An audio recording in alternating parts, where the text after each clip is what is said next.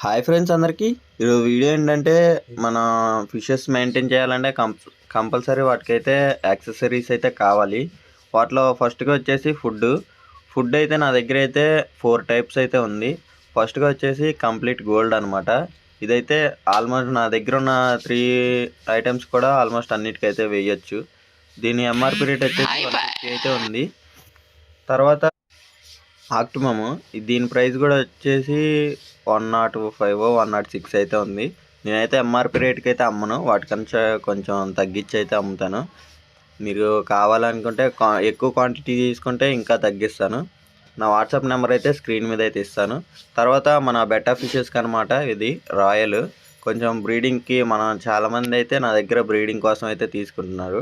దానికోసం బ్రీడింగ్కి సంబంధించిన ఫుడ్ అయితే తీసుకున్నాను.